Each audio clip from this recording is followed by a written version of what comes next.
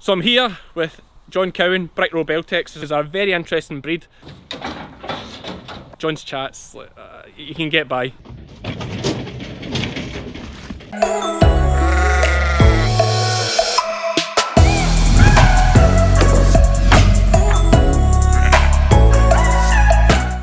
Good morning, sheep fans. Cammie's the name, sheep's the game.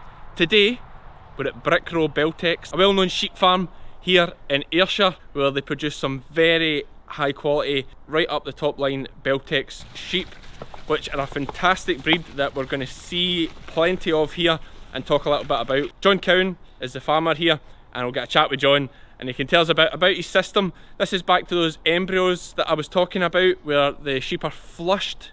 There is 50 or so to scan here today. These will be his early lambers, his pure ewes that we're going through here, sale gimmers that will be selling very soon at Carlisle. So we'll get a look at all those things and talk to John about the sheep.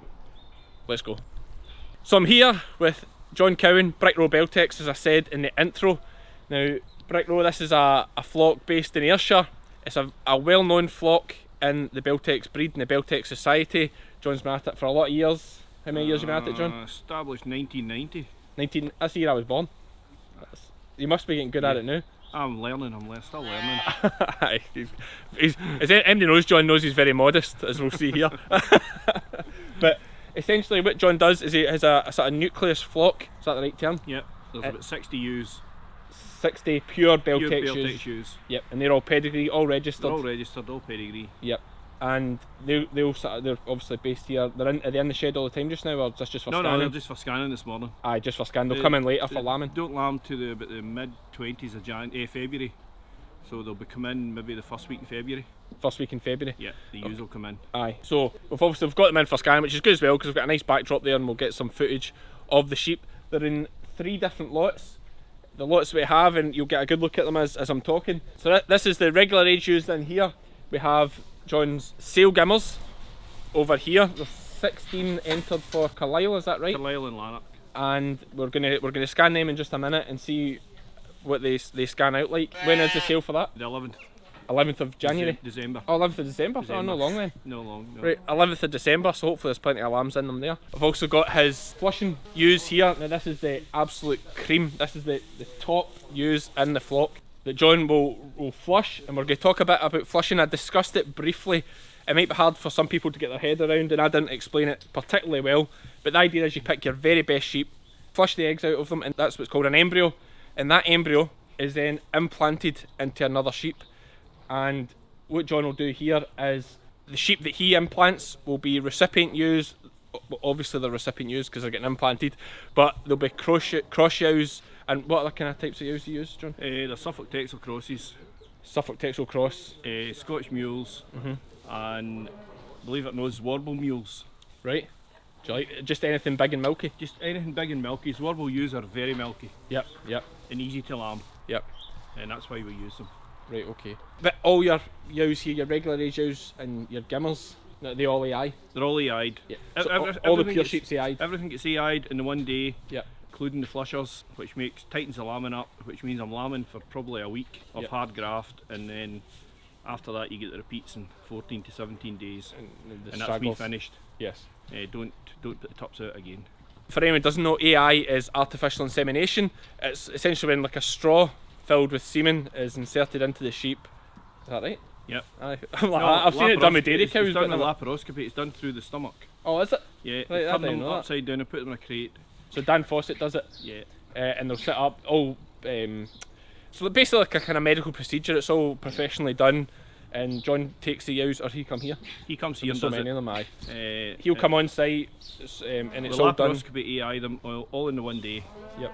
As I say, just to tighten the lambing up, and it means you can use one top over 100 sheep or whatever. In one day. In one day. Yeah. Whereas a top can never cover that many sheep. No, and that is the big thing with AI, is that you can get your lambing very tight. You know exactly what top's using. You know that the semen that you're putting in is working, because it's all tested when it's taken, and you know roughly within a day or two when those sheep are going to lamb. So it means for people like John's similar to myself, he does another job away from farming, so it means that he can get his lambing, take his time off, do his lambing, get it done quick, and get back onto his other jobs. that's the kind of AI side of things. All the pure sheep here are AI'd, and then anything that they'll be put out with the tup after being AI'd, and anything that repeats. Although there's only been a handful or so, you say, John? I think there's only 4 repeats out of the AIs. 4 repeats out of the AIs. Yeah. You've had quite a good go this year with the AI and the embryos, is that right? And embryos as well, it's been fairly good. I've been hearing some gossip at other scanning jobs about this. Don't listen to gossip. this record-breaking embryo flush that John had.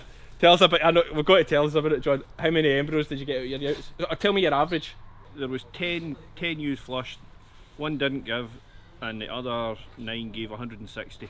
160, so 9 into 160. You'll already have worked out what that average is to save me doing it. No, really. Right. Okay. Well, it's pretty good. 9 into 160 goes. Who's got the calculator? It's about 18 or something, is it? It's Or something 17. Like 17. 17, something like that. 17. Is that pretty high? Oh, that's high. Yeah. I mean, I know nothing about this embryo job. It's hard to put your finger on what works. Yep. It works with some people. It doesn't work with others. Yep.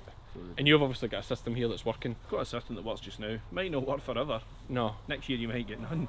Aye. Right. Okay. And a big bill. Aye. Well, that is your other thing. Is that some boys, and I have heard that some flushings haven't been going so well this year. Part of that might be to do with the fact that, I don't know, the wet back end or something like that. Just probably. Put sheep getting a bit scunnered maybe. It's great. The fantastic thing about my job and getting to all these different farms is that obviously you can tell the way I'm speaking here, I don't really know anything about flushing or AI, and John is sort of teaching me a bit as I go here, but it's the same every farm I go to. You know, I'm asking questions, I'm finding out about their system, and this is just another interesting thing that I'm learning here as I'm recording it with you guys. But there's big expenses with getting recipient ewes and getting them MV tested. There's big expenses with flushing and producing these embryos and AI in sheep. All these things cost a lot of money. Obviously these sheep need to be well fed as well. That's all big costs. But when it comes to sale time, John does not too bad with the sales. I know you'll still be barely making a living. Just struggling away. Aye, I know. Struggling away. Aren't we all? Aren't we all? We do it more for the lifestyle. It's just the lifestyle. Aye, than anything else. It's a hobby, a labour of love. Get a weekend away every year to do it. a labour of love. They get the odd night they can go out for a meal. That's about it. Aye, it was just fish suppers and. Aye, they get a fish supper after the Beltex sales, and that's it. But a market dinner. Aye. But so John, his next big sales at the breeding females. Do you do better generally with the females or better generally with the males? I generally do better with the females. With females. Yeah, I always have done. Yeah. So your females last year. Now I know you got a good trade last year. What were you averaging out at last year for your females? Hey, around about £1,000. £1,000 a female. So females. So these sheep you're seeing just now, these sale gimmers, these sheep are similar if not better than the ones that John would sell last year. They'll go to the same sale that went last year, and at that sale last year he averaged £1,000, which obviously seems like crazy money when you think about it, but there's such big expenses as well with these things. That is something to bear in mind. Not just that, but John puts a lot of money back into the flock, obviously, as we've just discussed, and there's a lot of money to be spent producing the top gimmers that then sell for £1,000 each. It doesn't just happen. We'll get them scanned just now and we'll see how this scanning goes, and we'll speak to you after it.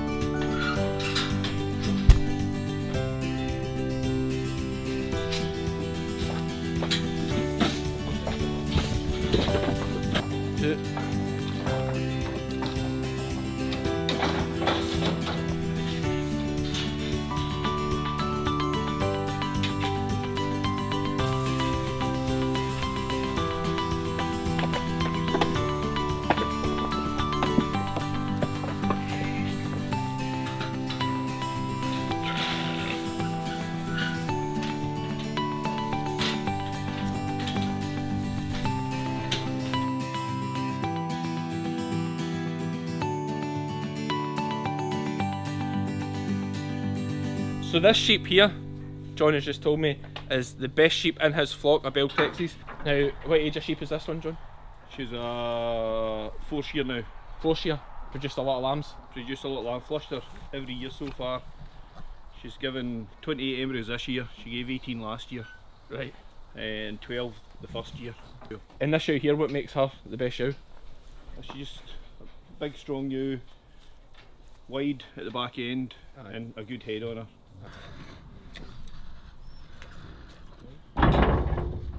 So I've done the scanning there, very successful. If anything isn't lamb, it's been tupped too soon to actually be scanned, and what happens is I'll come back here and scan a bit later. John's got some that will lamb slightly later because of that, just repeating off the AI, and we'll do that. But I think we only had 4 or 5.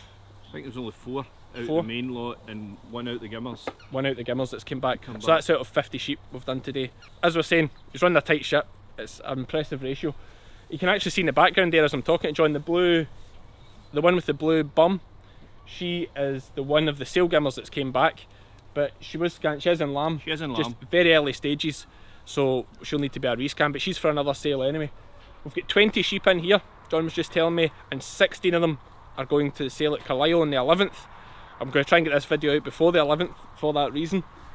And they scanned very well. I think we had 3 sets of triplets, and I think there's 4 singles. 4 and the singles rest are twins. and the rest twins. Very good. Pretty successful. Over the moon. Triplets aren't very common in Beltex, I would say. That's fair to say. No, not really, no. No, but obviously they're very fertile sheep. And great fettle, as you can see. Absolutely great fettle. This is them in their working clothes. When they go at the sale, they'll be coloured up and they'll be dressed and they'll be looking tip top. But that's another skill entirely, and something we should probably do a video on at some point, is how you present sheep for sales, because it is a skill. Like, the boys are just working away over a good few days. The sheep's washed, it's combed, it's trimmed, it's coloured, it's combed again, it's trimmed. It's a long process. That's an art. Aye, it takes you a few days. It's an art. So they'll be titivated up and ready for the sale on the 11th at Carlisle. 16 will be going, plenty of lambs in them, plenty of footage I got here as we were scanning, so we could really get a good look at these sheep, because they're a very interesting breed. Something that some of you may never have seen before, depending. I know I have a lot of American viewers now. I don't imagine there would be very many Beltex in America, and I only say that because a lot of you guys that are commenting seem to be from very warm states, and I just can't imagine a Beltex would do very good in 40-degree heat. They're not as keen in the heat as some of the rest of the breeds. Yep. I think just because they're so muscly. Yes, of course. And the Beltex thing is, the reason the back end is so broad is it a double muscle? Yeah, double muscle. Yep. So that's something interesting as well. In fact, actually, just to cover that, the Beltex breed, is it from Belgium? It's from Belgium. Yep. And how long has it been in this country? I think from about 1889. Right, okay. I think that was the first ones that come in. So you're right into it very early? I was in fairly early. Aye. Fantastic sheep. A real pleasure. Always a pleasure coming here. They scan well. The sheep are great. John's chats, you can get by. You get by, but stick to your daytime job. Steady, don't talk about that on here. Anyway, guys, that's the end of this one. Thanks very much for watching. Actually meaning me to stick to my daytime job. No, me. We'll both stick to our daytime job. Thanks very much for watching this one. Hope you click the subscribe button. Give it a thumbs up. Cheers, guys.